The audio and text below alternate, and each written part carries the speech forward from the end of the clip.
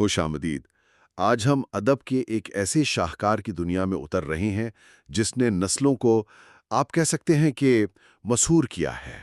Gabriel Garcia مارکیز کا 100 سال تنہائی۔ جی ہمارے پاس اس ناول کے کچھ منتخب اوراق ہیں۔ یہ بوئنڈیا خاندان کی کہانی ہے، کئی نسلوں پر پھیلی ہوئی۔ بالکل، ایک ناقابل یقین داستان۔ اور یہ سب ہوتا ہے میکانڈو نامی ایک افسانوی قصبے میں، اس کے آغاز سے لے کر انجام تک۔ جی ہاں، اور یہ اوراق ہمیں صرف واقعات نہیں بتاتے بلکہ ایک پوری تہذیب کے عروج و زوال کو دکھاتے ہیں۔ اچھا۔ خاندان کے اندر کی پیچیدگیاں، محبت، نفرت، جنگ اور وہ جو گہری تنہائی ہے نا، ہاں، تنہائی۔ اس کے انمٹ نقوش، اور پھر وہ جادوئی حقیقت پسندی جو اس ناول کی خاص پہچان ہے۔ بالکل۔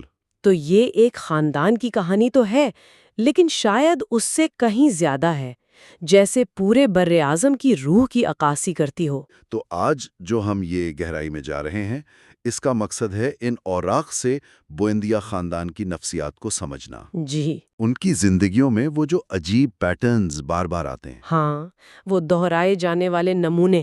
اور خاص طور پر وہ تنہائی کا احساس جو ہر نسل کے ساتھ جڑا نظر آتا ہے۔ بالکل، وہ ہمہ گیر تنہائی۔ تو آئیے شروع کرتے ہیں میکانڈو کی بنیاد سے۔ کہانی کا آغاز ظاہر ہے ہوزے آرکیڈو بوئنڈیا سے ہوتا ہے، میکانڈو کا بانی۔ جی متن بتاتا ہے کہ شروع میں وہ ایک مثالی رہنما تھا، گاؤں کی منصوبہ بندی کی، سب کے ساتھ مل کر کام کیا۔ ہاں، گھروں کی ترتیب بھی ایسی رکھی کہ سب کو دریا تک رسائی ہو، دھوپ برابر ملے۔ ایک جنت جیسا آغاز لگتا ہے نا؟ بظاہر تو ایسا ہی ہے، شروع میں سب کچھ ٹھیک لگتا ہے، 30 سال سے کم عمر کے لوگ، کوئی موت نہیں ہوئی۔ لیکن آپ کہہ لیے بظاہر۔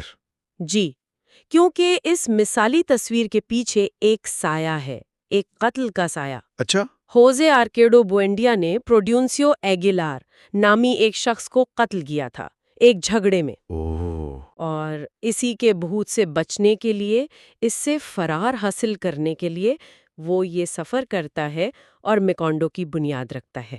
تو یہ مثالی بستی اصل میں ماضی سے فرار پر قائم ہوئی۔ بالکل، ایک طرح کی خود ساختہ جلا وطنی ہے، اور شاید یہیں سے، اسی بنیاد سے اس تنہائی کا بیج بویا جاتا ہے جو پھر پورے خاندان کا مقدر بن جاتی ہے۔ اور پھر ہوزیار کے چیلوں کا اپنا کردار، وہ بھی تو بڑا پیچیدہ ہے، تضادات سے بھرا ہوا۔ جی ہاں۔ ایک طرف تو وہ گاؤں کا منتظم ہے، عملی آدمی، دوسری طرف علم اور دریافت کا جنون کی حد تک شوقین۔ بالکل، کیمیا گیری، میگنیٹس، نئی نئی چیزیں۔ ہاں، برف کا تصور، اور وہ جنگل میں پرانا اسپانوی جہاز مل جانا۔ جی، اس تجسس کو کیسے سمجھیں؟ یہ صرف علم کی پیاس تھی؟ شاید یہ صرف پیاس نہیں تھی، میرا مطلب ہے یہ بھی حقیقت سے فرار کی ایک اور کوشش ہو سکتی ہے۔ اچھا۔ وہ دنیا کے راز جاننا چاہتا ہے، اسے قابو میں کرنا چاہتا ہے، لیکن یہی جستجو اسے اپنے ہی لوگوں سے، اپنے خاندان سے، ارد گرد سے بیگانہ کر دیتی ہے۔ وہ بیٹوں کو عجیب کہانیاں سناتا ہے، دنیا کے نقشے بناتا ہے، لیکن عملی زندگی سے جیسے کٹتا جاتا ہے۔ اور آخر میں وہ وقت کے رک جانے کے وہم میں مبتلا ہو جاتا ہے۔ اسے لگتا ہے وقت رک گیا ہے، او خدایا، اور پھر اسے پاگل سمجھ کر شاہ بلوط کے درخت سے باندھ دیا جاتا ہے۔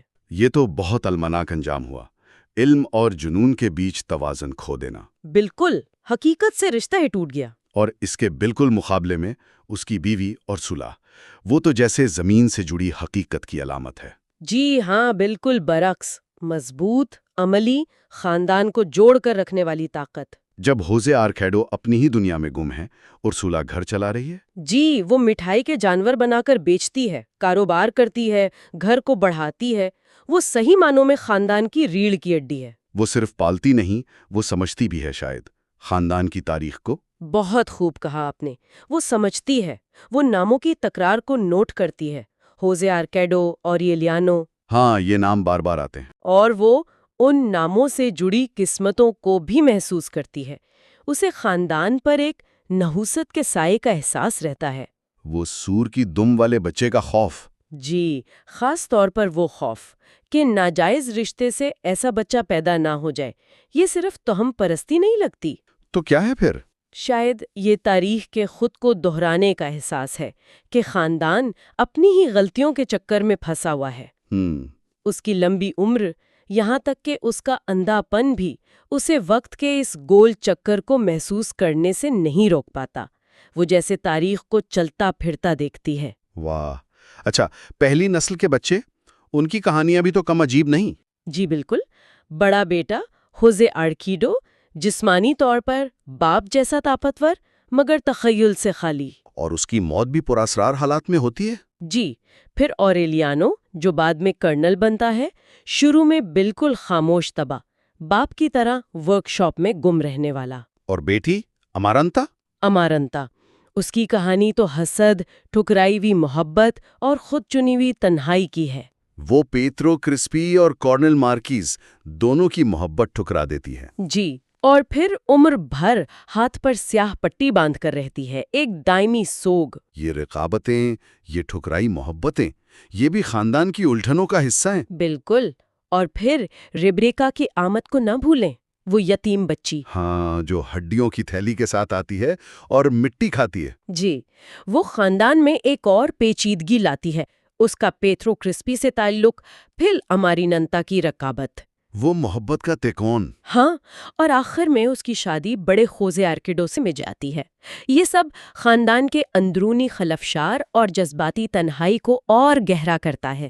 اور پیترو کرسپی کی خودکشی، وہ بھی اسی سلسلے کی کڑی ہے۔ جی، اس ناکام محبت کی المناک انتہا۔ لیکن اوریلیانو کا کردار، کارنیل اوریلیانو بوئندیا، یہ تو جیسے میکونڈو کی تفدیر سے جڑ گیا ہے۔ وہ خاموش لڑکا کیسے اتنا بڑا افسانوی کردار بن جاتا ہے؟ جنگ اسے بدل دیتی ہے۔ اچھا، وہ 32 خانہ جنگیاں لڑتا ہے، سب ہار جاتا ہے۔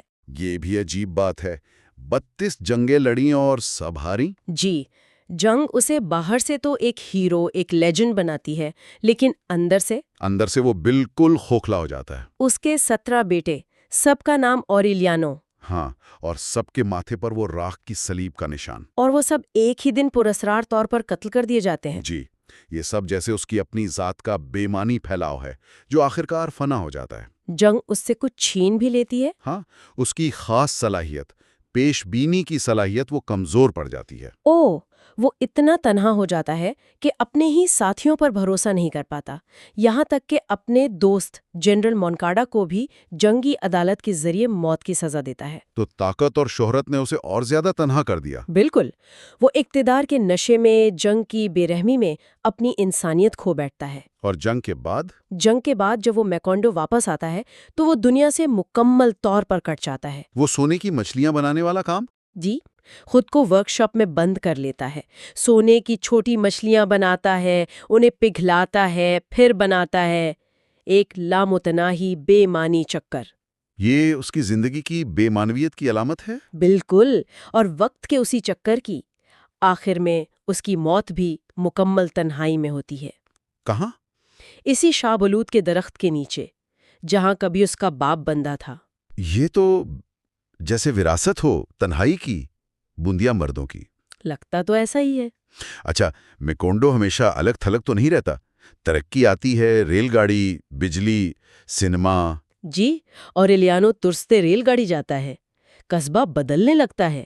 کیا یہ تبدیلی اچھی ہوتی ہے؟ یہ ترقی، یہ تبدیلی ایک نیا جال ثابت ہوتی ہے، خاص طور پر کیلے کی کمپنی کی آمد، بنانا کمپنی۔ ہاں، مسٹر ہربرٹ اور مسٹر براؤن۔ جی، یہ کمپنی نہ صرف قصبے کے وسائل پر قبضہ کرتی ہے بلکہ ایک نئی سماجک تقسیم پیدا کر دیتی ہے۔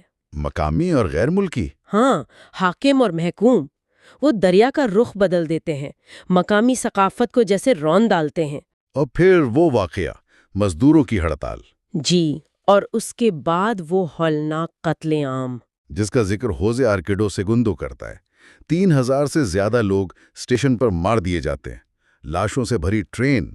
جی، یہ ناول کا ایک انتہائی اہم اور خوفناک موڑ ہے۔ اس کی اہمیت کیا ہے؟ صرف ایک بڑا واقعہ؟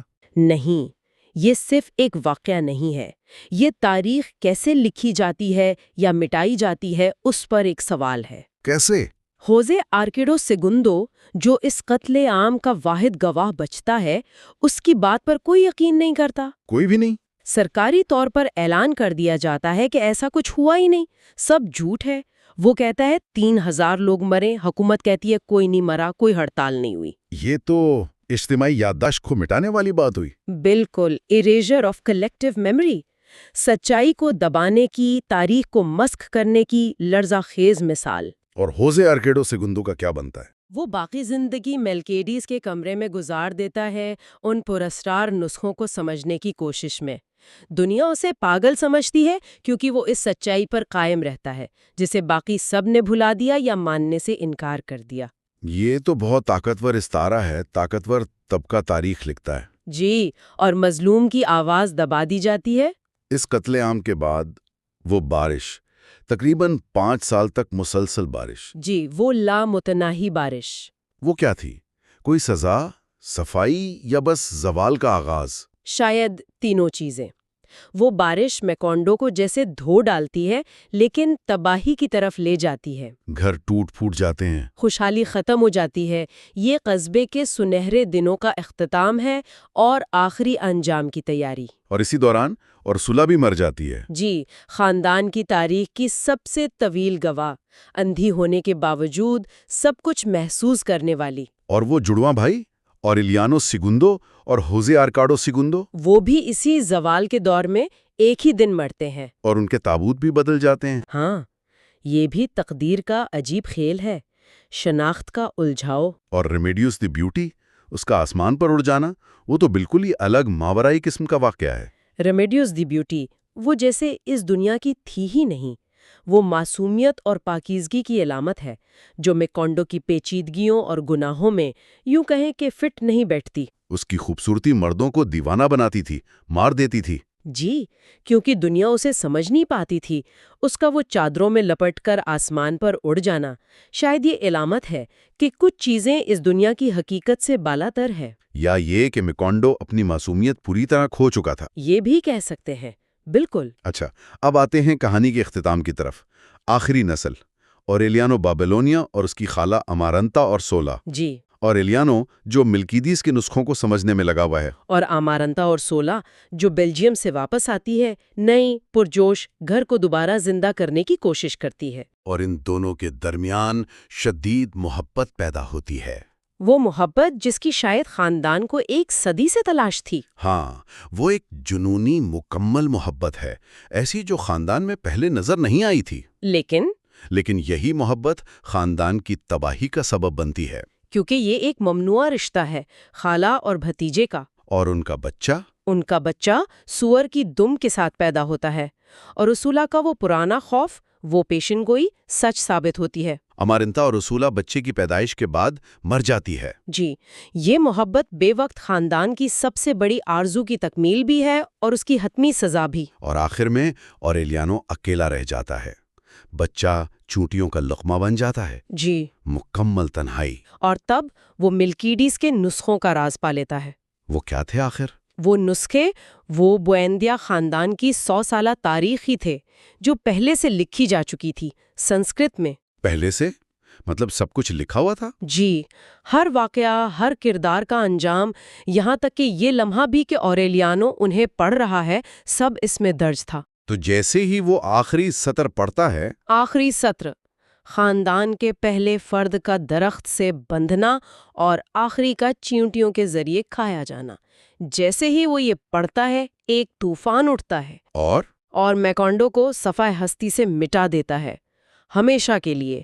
تقدیر مکمل ہو جاتی ہے، قصبہ اور خاندان دونوں کا خاتمہ۔ تو مطلب کوئی فرار تھا ہی نہیں، پوری تاریخ پہلے سے طے شدہ تھی۔ ناول تو یہی تاثر دیتا ہے کہ خاندان وقت کے ایک ایسے دائرے میں قید تھا جس سے نکلنا ناممکن تھا۔ اور ان کی تنہائی؟ وہ تنہائی بھی شاید اسی احساس جبر کا نتیجہ تھی کہ وہ اپنی قسمت بدل نہیں سکتے۔ وہ ناموں کی تکرار، واقعات کا بار بار ہونا، سب اسی طرف اشارہ کرتے ہیں۔ تو یہ تھی میکونڈو اور بنڈیا خاندان کی کہانی کی کچھ جھلکیاں، ان اوراق سے جو ہم نے دیکھے: محبت، جنگ، جنون، تنہائی اور تقدیر کا وہ ناگزیر چکر۔ جی، حقیقت اور جادو کا ایک ایسا انوکھا امتزاج جو قاری کو ہلا کے رکھ دیتا ہے۔ جو بات سب سے زیادہ نمایاں ہے وہ واقعی تنہائی کا احساس ہے۔ بالکل، وہ عالمگیر تنہائی۔ ہر کردار، چاہے وہ کرنل ہو یا اورسولا یا آخری اوریلیانو، اپنی ذات کے خول میں بند نظر آتا ہے۔ اور دوسرا اہم نقطہ وہ تاریخ کا دائرہ ہے۔ جی، جہاں ماضی حال پر حاوی ہے، مستقبل بھی ماضی کا ہی عکس لگتا ہے۔